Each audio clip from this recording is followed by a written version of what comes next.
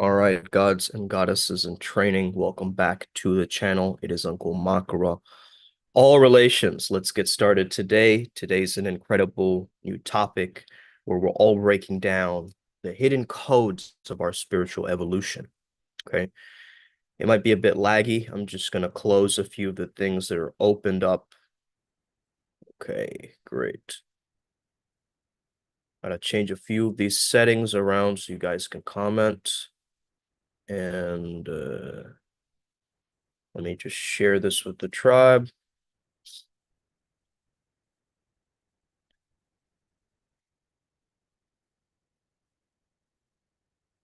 All right. Thank you for your patience, guys. Get ready, get tapped in, get wired in.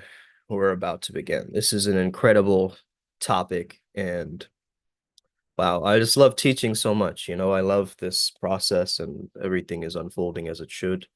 So thank you. Thank you for being here. Thank you for being a part of this. And let's kick it off. Let's kick it off. This is going to be a very, very interesting one. Okay. Let's kick it off indeed. Okay. Now, we call ourselves Primal Sutra, right? I don't want you to just see this as my business because Primal Sutra goes beyond just a construct like this. Primal Sutra is a philosophy, it's a lifestyle, it's a movement, it's a way that you eat and breathe and sleep. It's the understanding. Primal Sutra is non-dual, but it recognizes duality. Okay? So just like how in the ISKCON communities, they use the term polymorphic monotheism. Okay. So the concept is that the divine can take on different forms, right? And then it expands to achieve different objectives in the video game of life. It's not that we're using it, it's that it's already dormant within us. So if we believe in one God and then that one, okay, the one splits into many, right?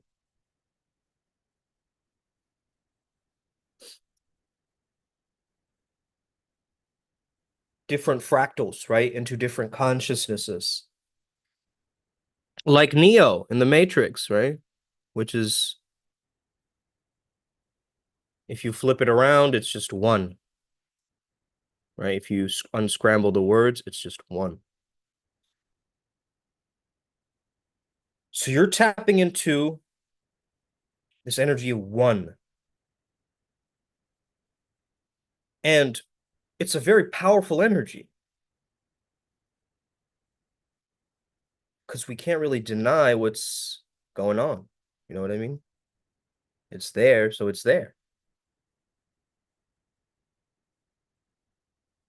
And just like the Matrix, the one creates the all or the simulation, correct? So we are the simulators of this simulation. The one is God, okay? As Julia Cameron says. Okay, wait, let's move this around. G. Of course, God is not an acronym. It's not a frequency. It's not a title. It's not, but I think this is a very nice way to look at it. For people who are maybe a little more atheist or maybe you're not understanding this stuff, feel free to challenge me. Feel free to ask me questions, okay?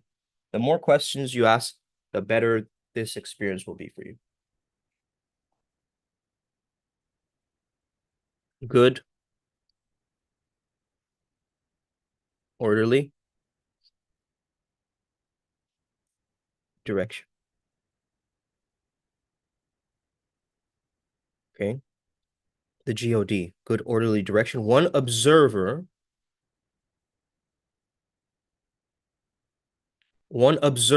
right?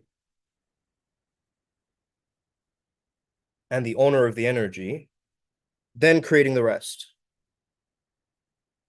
The masculine impacting the feminine, the world. Some may say Adam created Eve, the feminine is Shakti or energy in Hinduism, right? But Primal Sutra is a breathing. It's a inhale, exhale of life, a breath of fresh air, a life force, a sighing out. It's a I can finally be myself, right? So think of it like it's authenticity 2.0, right? That's our spiritual awakening and evolution. When we allow ourselves to fully be ourselves. Okay. So Smriti is something called remembered knowledge. Shruti is different. It's about pre-existing knowledge. Okay.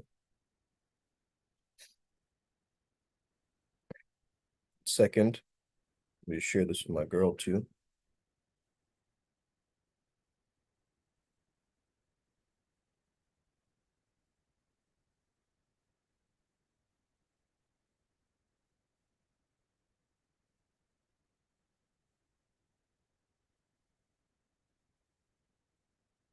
One second, guys.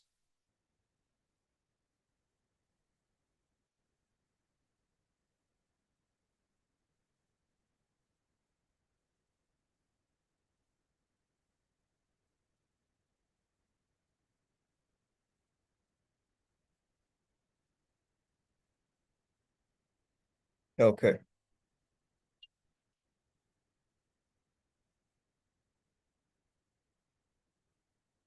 All right. So think of Primal Sutra as a breathing in and out, right? It's a knowledge that's already existing. And I'm going to break it down for you and make it very simple. Okay. Every religion has got its cornerstone texts, right? Like Christians have the Bible, Muslims have the Quran, and the Hindus, well, the foundation is massive. It's not just one book, right? But it's this whole ocean, an ocean of wisdom. Okay. I mean, technically, Buddhism also started in the Indus, the Sindhi, that valley, the Indus Valley. Hinduism, Sindhism, Sindhus, right? Technically. Elisa, what's up? That's my girl. All right, so let's tap in. It's not just about one book, right? But the whole library of wisdom called the Vedas. So think of it as like the blueprint of the universe. Now, out of this ocean of wisdom, it's like this Hindu philosophy can be found in the Gita, the Bhagavad Gita. Okay. And that's like the greatest hits album, right? For spiritual truth. So if you're curious, you got to start there. It's a conversation between Krishna, the divine, right? Krishna is the divine and is having a conversation with Arjuna, the human, right? And it's practical, timeless wisdom that you can get from this because Hinduism has these different schools of thought. Some people vibe with Vishnu, some, the preserver, others vibe with Shiva, the destroyer, not in a, shaitan, Satan way. It's more like clearing out the old for the new. And then there's Shakti followers, of course, who honor the divine feminine and the Smarta tradition that just, you know, I prefer the Smarta tradition that just blends everything together. It's just like, all right, I'll have this and this. This is a cosmic buffet. Okay. Here's the real kicker. All these gods, Vishnu, Shiva, Durga, are like different roles played by the same supreme energy, right? So if you're cooking, right? If you're cooking something like, well, let me make something nice for myself. You're a cook, right? If you're gardening, you're a gardener. But that you're still you, right? Just because you're a gardener doesn't mean that you have stopped being you. You've just taken on the role of a gardener. You get that? So that's how the divine works, my friends.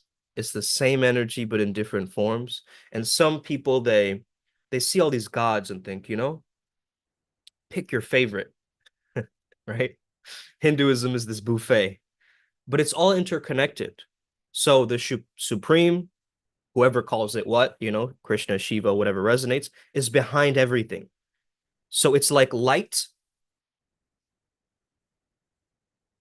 It's like light when it passes through a prism, right?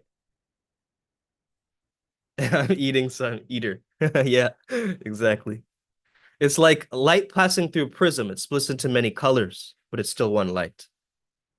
So what's the takeaway from this? Hinduism isn't about worship. It's about realizing that energy flows through you too. Okay. You can start with just reading the Gita and finding somebody, teacher who lives with the wisdom. And you'll see it's not just a religion. It's a way to connect with something bigger than you while still remaining human.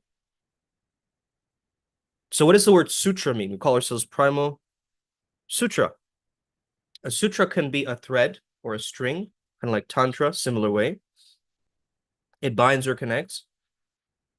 A sutra is a concise statement or a formula. It could be principles. It could be teachings, just like the Yoga Sutras or the Brahma Sutras, right? In Indian texts. So they could be texts. But what does Primal Sutra mean, right? Primal is something ancient, something original, something foundational. So it suggests us going back to our roots to find the raw essence of our life and universe. So this is why I came back to India to connect back to my roots again. So I'd lived in the US, the UK. Um, this was for my, master's in college, and Switzerland, Thailand, all these different places, right? But foundationally, I knew there was something here in India that I need to reconnect back with, especially my hometown. And so Sutra implies a guiding principle. It's like a universal law that connects you to deeper truths. And it could signify a return to the core principles of being like raw, unfiltered, but it underpins all of human existence. So Primal Sutra is a way of distilling timeless wisdom into actionable steps. So a fundamental thread connecting modern practices, peak performance, self-transcendence, with ancient traditions. This is where this formula for living came from.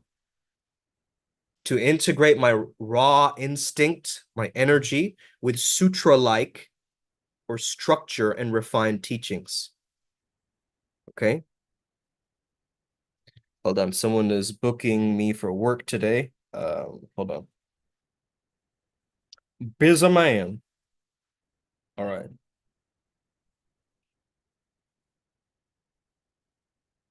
Okay. Anyway. So the symbolism could return to a principles of being raw, unfiltered, right? And it's a way of distilling it down to a system for accessing flow states by weaving together physical, mental, spiritual dimensions. So the Primal Sutra Adept, the tribe, you guys can join the Telegram group as well.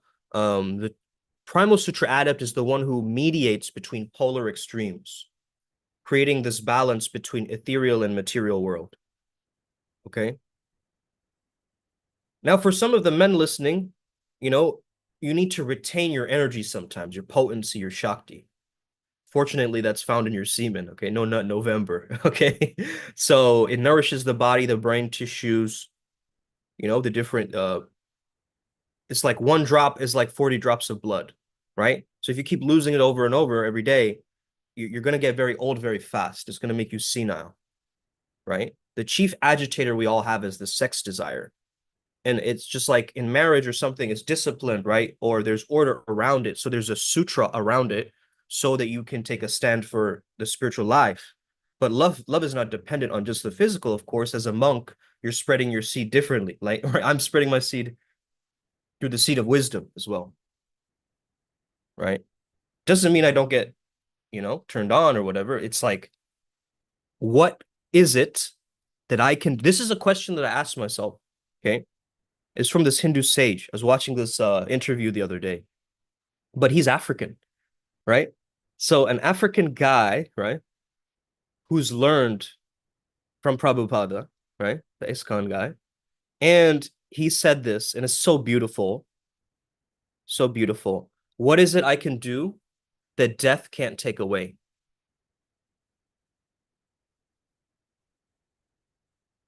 right? So all problems solved, all questions answered. Just be. right? My character will remain immortal, even after I'm gone. Maybe these videos may, you find them in some disk drive somewhere in the future, somewhere. Who knows? Okay. Maybe they'll AI my voice, right? Or my image or something.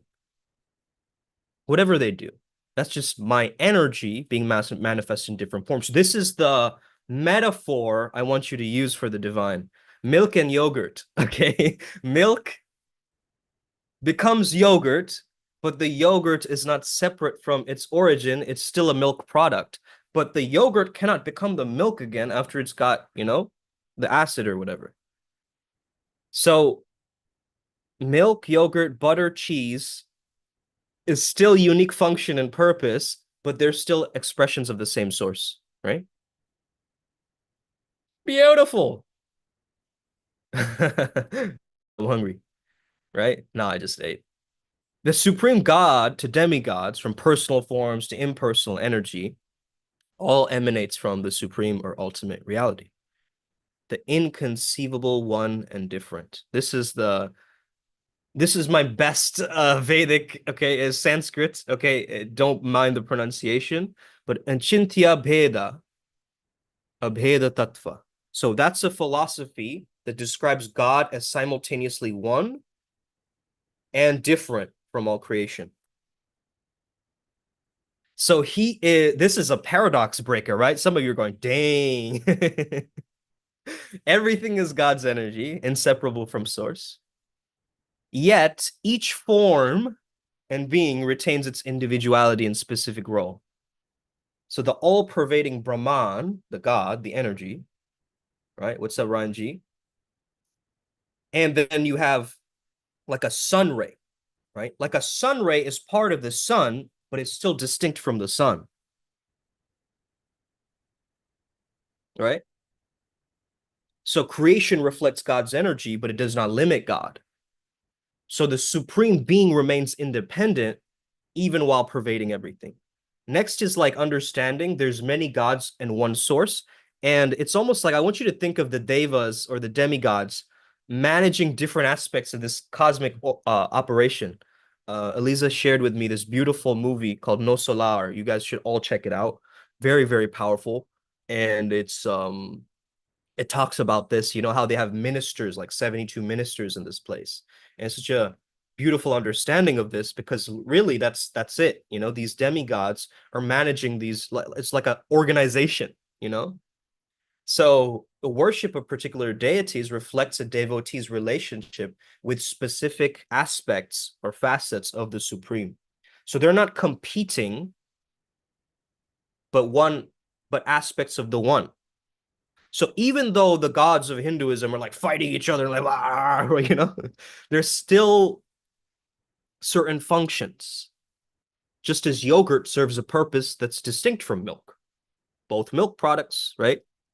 But people connect to the divine in so many ways that resonate with their inner nature, their culture, their spiritual temperament, their spiritual intelligence. Yes, and no solar is amazing. So people connect to the divine in ways that resonate with their inner nature, culture, right? And each is tailored, right? So for love, devotion, understanding, it becomes tailored. So just like I said, someone can AI my voice, right? This is beautiful in this analogy too. You're capturing a voice and then morphing it. The essence remains the same, but the form is modified, right? It can mimic, but it cannot replicate the fullness of the original. It's like what Bruce Lee says, a finger pointing at the move, don't miss out on all the heavenly glory, right? It's the same thing. It can mimic, but it cannot replicate. The energy, intent, and personal touch of the source, God's energy pervades everything. And it's captured in the forms we encounter, material manifestations, these images of aliens or devas or like creatures or, beyond all forms, right? God is beyond all forms, beyond all understanding and comprehension. That's what's so beautiful about it, right? You can write poetry about God. It's gonna maybe cover 0.0000001% of that, but it's still a beautiful expression of art. You know, it's still a divine play of energy, form, and personality. I mean, it's not a matter of pick and choose, though. Like a lot of people think it's like, I'm going to pick all of the good parts, but it's not that. It's about discovering which aspect of the infinite resonates with most deeply you. Which is why every mystic, every person is different, right? Now, there's a concept by Rudolf Steiner. He's a mystic, a very powerful idea. Okay. So on one side, we have this light bearer, the Lucifer, right? We have Christ in the middle here. This is heaven.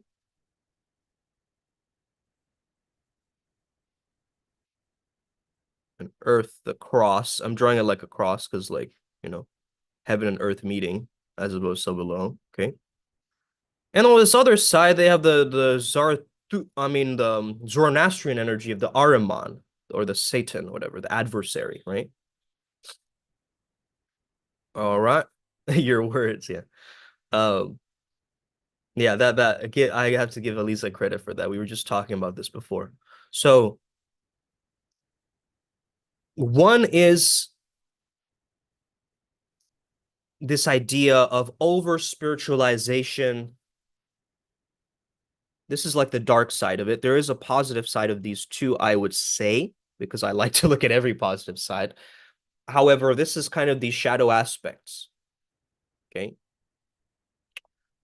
So the positive aspect is of this Luciferian energy is that it's creativity, spiritual aspiration, right? Visionary thinking. But it can lead to over spiritualizing, escaping reality, disconnecting from reality. So that's when it becomes an issue, right? You start ignoring life and you start disconnecting into these spiritual worlds. And this is what a lot of spiritual people also struggle with. So I'm getting you guys to understand this. And then we have the complete opposite non-spiritual person who's into materialism, soullessness, right? And kind of a rejection. I like the way this is worded, a rejection of the spiritual dimension. Okay. And yet we must remain in this middle path, right? As the Buddha said. Hey, shout out to the Buddha eyes behind me, okay? I love this symbol. So beautiful. And so I mean, what's the positive of Ahriman? Well, it grounds us, right? It forces us to deal with physical reality stuff and it sharpens our intellect, right? Sharpens our mind. So it's a dance of spiritual escape and material entrapment. It's a dual temptation, right? Holy shit. I just came here on this journey to live life, but then there's these spiritual just pulling me in both these areas. But what if you have the sun logo, the solar logos of Christ, right? That mediates like a polar extreme between both. Now it's not. So this is how I'd explain it. This is like a 0 point energy, right? You need to be the fool in order to learn, right? So you need to be the zero. Shiva's zero, nothingness. Christ is zero, nothingness. All of these beings are from that nothingness. You become everything. It's not about attaining more, it's about removing more in a sense, like, right, letting go. So it's not freedom for the senses, it's also freedom from the senses, the 0 point. Doesn't mean that we can't be excited, happy, full of emotions and laughter, but after we do that, we still come back to the zero, right? We might stray from our journey, we might get into materialism, lavish cars, all this stuff, and then still feel like, man, where's heaven at? You know, why am I not feeling good? Well, because you've been duped, you've been tricked, right? Into thinking that this is God, that AI is God, or that, you know, this escaping of reality is God. No, it's not, right? And so now if we map it in this sun-moon relationship, they want you to get confused here with sun and moon. However, I want you to really understand that we must dissociate from this because bringer of light, rejection of that light. It's being pulled, whereas Christ is the reality of this. So I want you to start to understand this like masculine and feminine energy too. So I'm going to give you very basic wordings. Again, this is just all my perspective research, it is what it is. Solar logos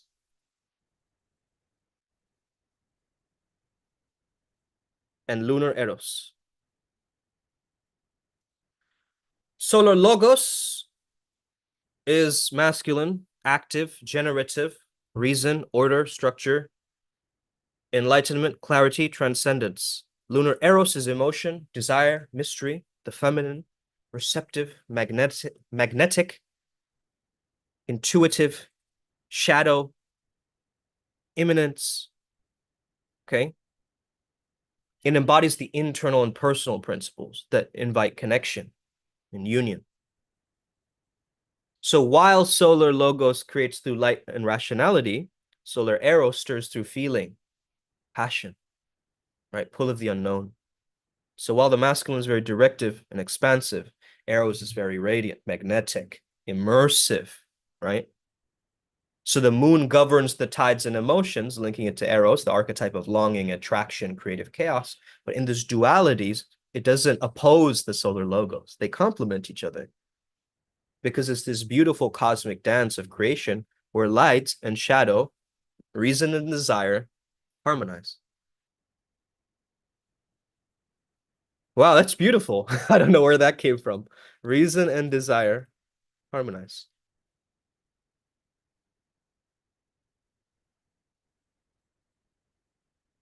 Okay, maybe that's one of my guides giving me this insight. Um, but yeah, it's through mythologies, different spiritual systems, different archetypes, like the Vedas, for instance, right? Now, Veda sounds like my star planet Vega, which is interesting too, Alpha Lyrae. But Veda, you have the Puranas, the Itihasas, which is like the histories, the Ramayana, Mahabharata, the Bhagavad Gita, and also like books on medicine, temples, astrology, health, their own feng shui. It has everything. Right? It has everything. So it depends on individual temperament and spiritual gods. Right? So if you seek devotion, maybe I'll be a Vaishnite or Shivite, right? If I prefer cosmic energy and rituals, I'll be a Shakti performer, a Shaktism, right? I want an inclusive knowledge-based approach, Smarta, right? Smartism. So it's all about how you blend with the divine. It's beautiful, actually, right? So in the lands of Kailash, Shiva shared the secrets of yoga with Parvati through their cosmic dance, right? A fisherman swallowed by a fish overheard his teachings from within. Instead of dismissing the interruption, Shiva was pleased with this man's attention and named him Matsyendra. So after the fish, Shiva sent him forth. Thank you for the hearts. Shiva sent him forth to teach yoga to the world, right? And the story forms the roots of Hatha Yoga into a more tale, right? But this is a dialogue between Shiva and Shakti, consciousness and energy together. Okay. Imagine a conversation of consciousness and energy. Have you ever heard Neil Donald Walsh? He has this thing called Conversations with God, right? He has this book. Very interesting. Shakti, as the energy animating all forms, questions Shiva. Hey, babe, what lies at the heart of the universe? What transcends space, time, and death, right? So through this exchange, there's this divine interplay that unfolds, and as he's answering all these questions, this gives rise to this text called the Vigyan Bhairava Tantra. It's like 112 meditation techniques. Of course, some of it is like ascetic withdrawal, stillness and motion, silence and music, all these different things. So every act becomes a pathway to awakening here, which is beautiful, right? As I'm making my whatever, my ramen noodles or whatever, I'm still accessing the divine, right? It was beautiful. And Tantra is an inclusive spiritual science. So it's like the beauty and the impermanence of life. So the narrative isn't just a story, it's an invitation for us to recognize this divine dance within and without, with every breath, Every thought, every sensation pulses in this rhythm of Shiva Shakti. It's called Spondo, right? This the heartbeat of the universe, the dance of the cosmos, right? So the cosmos is a playground, and life itself is the ultimate meditation. I want to end with speaking a little bit about the understanding of what Nietzsche, okay, Nietzsche had said, okay. And a lot of you mystics may know this, but I'm looking at it through my own angle of flow, okay. So the camel, okay, listen, these are the stages of spiritual journey, very powerful. First is the camel, then is the lion, then is the child.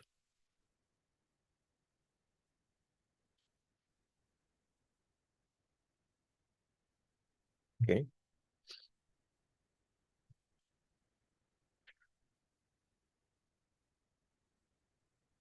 Okay, let me see. How do I change the color?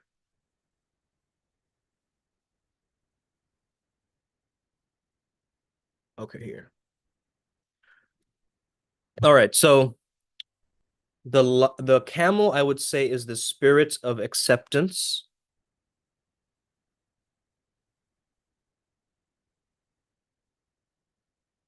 Is a spirit of acceptance. And the lion is the spirit of freedom. Okay. And of course, the child,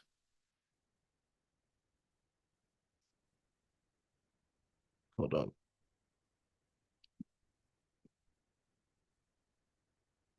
is play and creativity.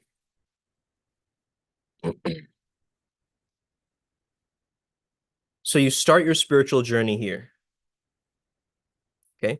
And you also have to defeat a dragon, but that's besides the point. We're also on a dragon path, and we understand this very differently. Okay.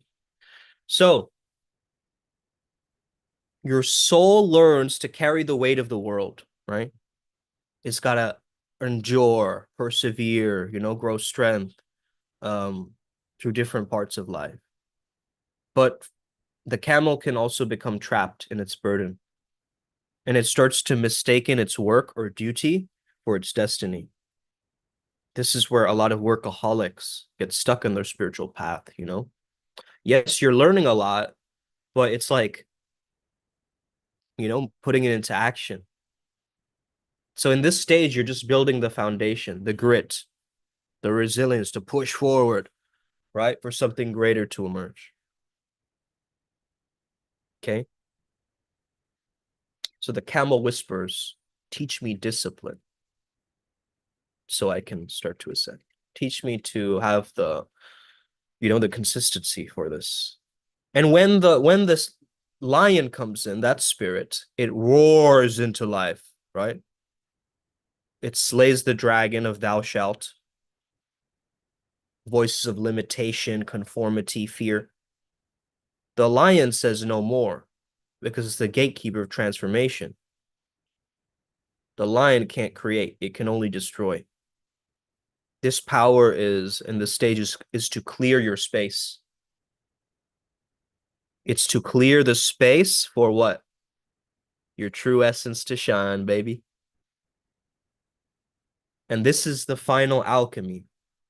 The child, shout out to Eliza again. The child, we're all children, right? And the child dances freely, unburdened by the past, unburdened by the future.